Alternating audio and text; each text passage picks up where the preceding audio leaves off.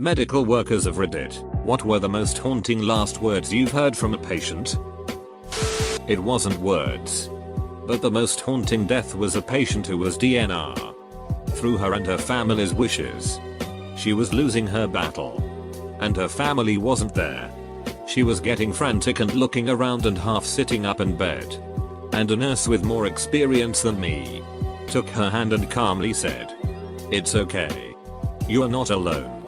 We're right here with you. It's okay to leave."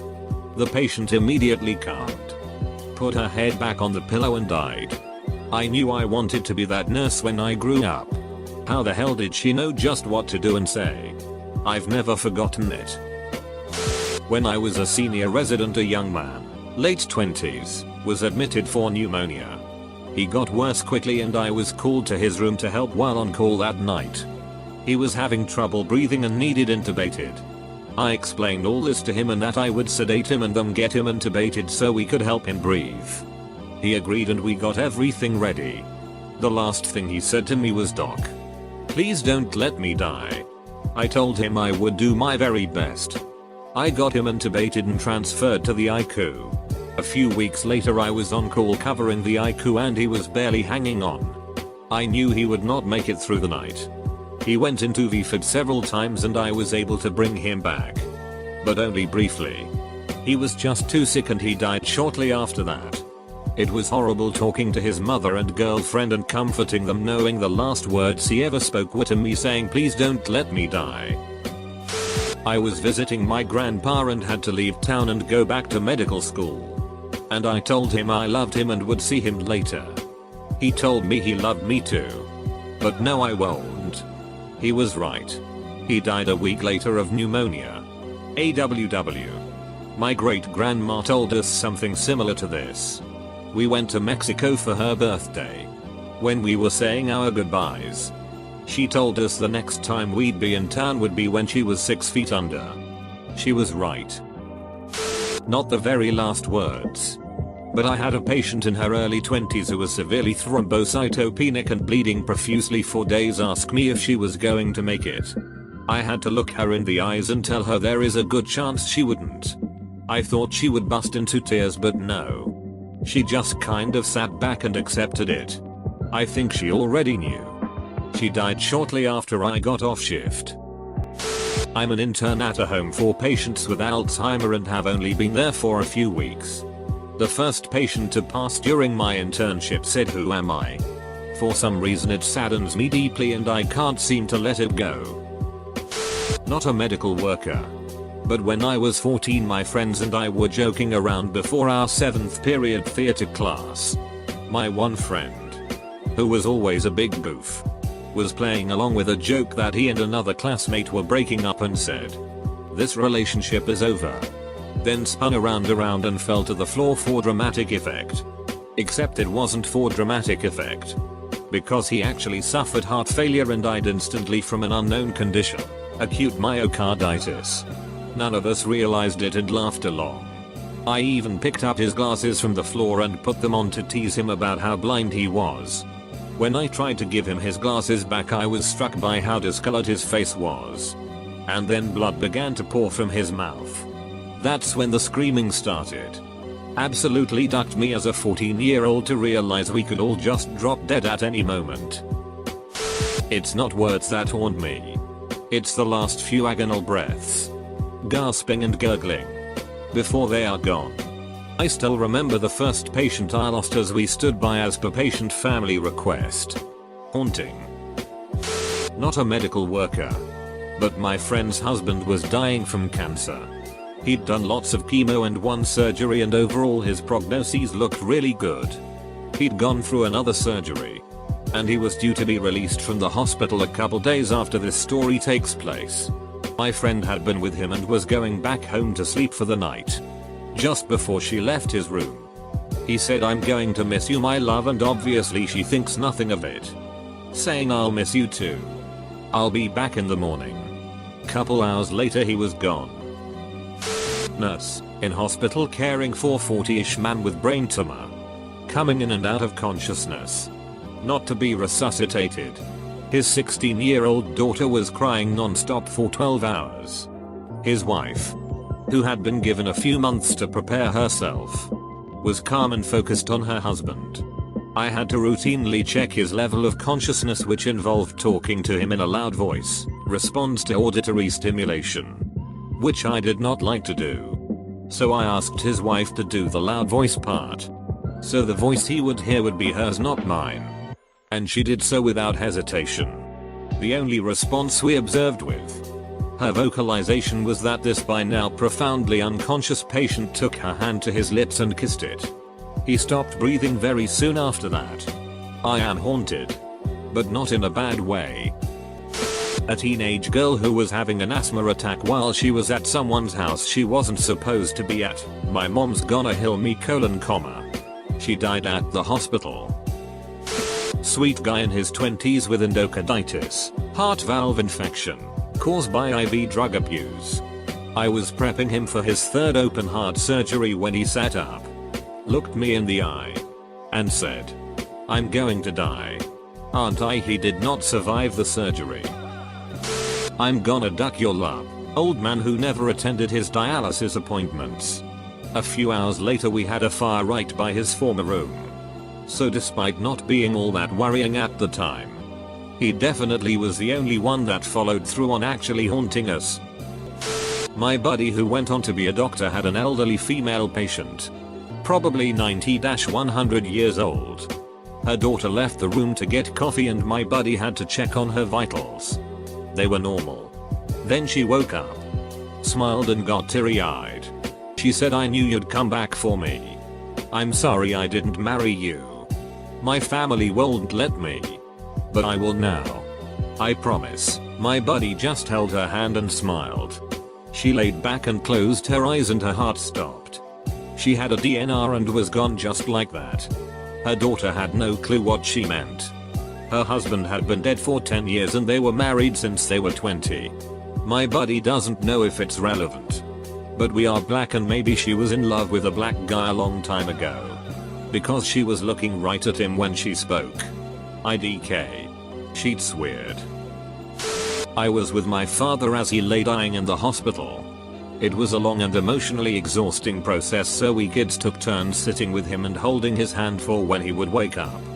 He was in and out of lucidity, but just before he went he opened his eyes, gripped my hand hard, looked me in the eye and said, "I don't like that guy in the black suit sitting over in the corner." My blood ran cold and I quickly looked over my shoulder and there was an empty chair there. I don't know if he was remembering some incident from his past, hallucinating, or if he saw someone more sinister. I didn't mention it to my siblings for years and even since then they don't like to talk about it. I was about 5 or 6 when my grandfather was on his deathbed. The last thing he did was put his hand on my shoulder and said, "No wonder you never liked my spicy food." And then he passed about 10 seconds later. We were all super confused. About 3 months later I almost died from suffocation after eating some salsa. At the hospital I was diagnosed with a capsaicin allergy, spicy food. To this day it still creeps me out.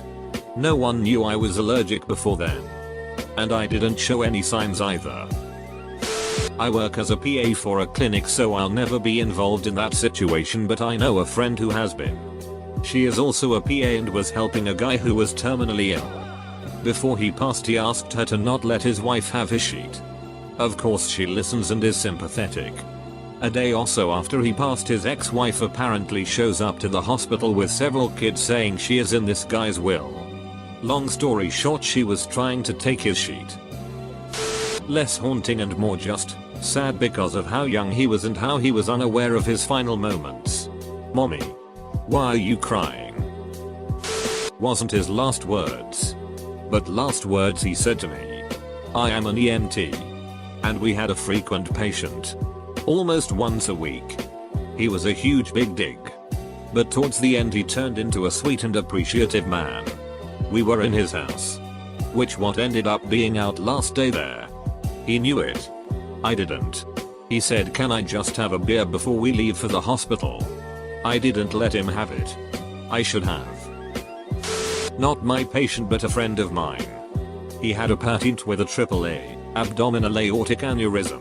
Your aorta is bulging and throbbing about ready to pop. The pain is very severe and agonizing, and if it does rupture, the pain immediately goes away and feels so good, but your chances of survival are pretty much non-existent even if you are prepped on the operating table when it ruptures.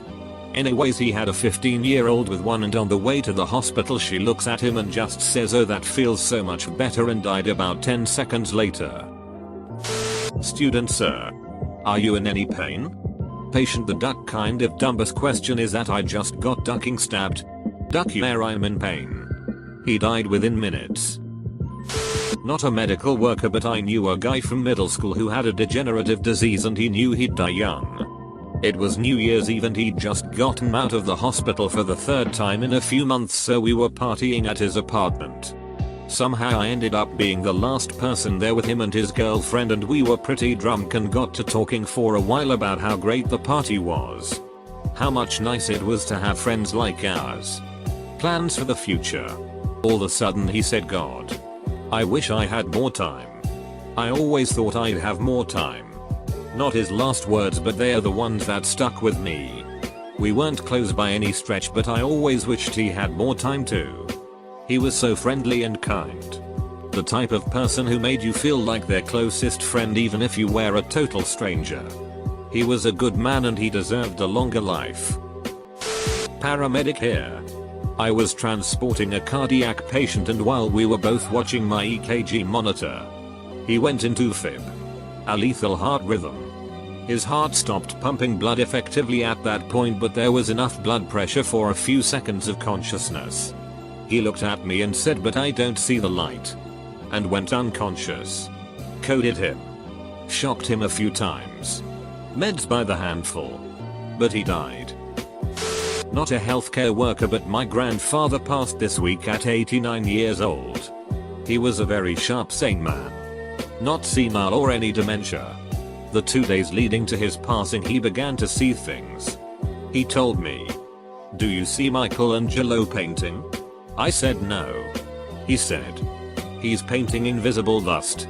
Everything he paints disappears. I hope the bathroom is still there." He also told us he could see little men jumping from the fin blades. It was really strange. It sounded like he was tripping acid, but obviously he wasn't. He prayed over and over the night before he passed. We found him deceased in the morning. When I was training, I had a guy go into a massive cardiac arrest. We ended up working on him for over an hour and a half because we kept getting him back then losing him again. He had wet himself during the arrest, which is common. It happens, and he just kept apologizing for making a mess. Had a patient that kept coding, but every time they came back they'd get crazy strong. Fight everyone. And then start saying the Lord's Prayer. They'd trail off and code again. Another one snatched me by the arm and pleaded that they wanted to see their baby grow up. 60 seconds later I was pumping away on their chest. In my line of work I hear a lot of last words. These two, though surprisingly, weren't the final last words. I just thought they were, and at the time it was a perfectly rational thought. Of last words, my favorites were always the "I want you to go away and leave me alone. I'm going to sleep. Goodbye." Family members didn't pick up on that one. But that patient and his eyes said it all. Edit. Code equals code blue equals hard stopped breathing equals dead. Not a medical worker, but first responder qualified at the time. I found a guy lying on the street I sort of knew but didn't recognize them. Reeked of alcohol and smelled rotten. I grabbed his hand and tried to talk to him and see what was going on. What happened? If he was in pain. etc. He looked at me and said, "Diane, I didn't expect to see you here." He cried a bit and stopped breathing soon after that. Diane was his late wife. He was dead before the ambulance got there. And my attempts at CPR didn't work.